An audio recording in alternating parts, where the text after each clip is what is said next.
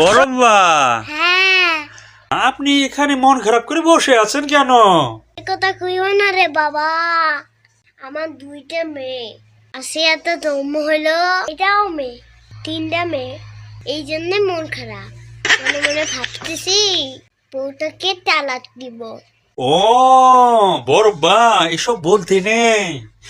আপনার তিনটে মেয়ে দেখি আপনি মন খারাপ করে আছেন। আমাদের আল্লাহর হাবিব বলেছেন, যার ঘরে একটি কন্যা সন্তান জন্ম হবে সেই পিতামাতাকে একটা জান্নাত দান করা হবে। যার ঘরে দুটি কন্যা সন্তান হবে সেই পিতামাতাকে দুইটা জান্নাত দেওয়া হবে। আর যার ঘরে তিনটা কন্যা সন্তান জন্ম হবে তার জন্য তিনটা জান্নাত বরাদ্দ করা হবে। আর আপনি মন খারাপ করে আছেন না? আল্লাহ আমাকে তো ক্ষমা করে দেয়। এখনো মিষ্টি না, সবাইকে মিষ্টি খাবো। বড়ব্বা, হ্যাঁ, আপনি এখানে মন খারাপ করে বসে আছেন কেন? এ কথা কইও না রে বাবা।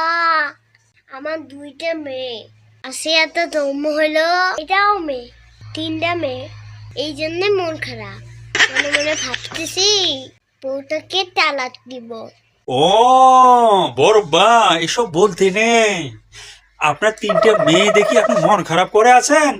আমাদের আল্লাহর হাবিব বলেছেন, যার ঘরে একটি কন্যা সন্তান জন্ম হবে সেই পিতামাতাকে একটা জান্নাত দান করা হবে।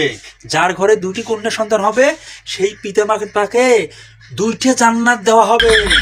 আর যার ঘরে তিনটা কন্যা সন্তান জন্ম হবে তার জন্য তিনটা জান্নাত বরাদ্দ করা হবে। আর আপনি মন খারাপ করে আছেন না? আল্লাহ আমাকে তো ক্ষমা করে দেয়। এখনো মিষ্টি না, সবাইকে মিষ্টি খাবো।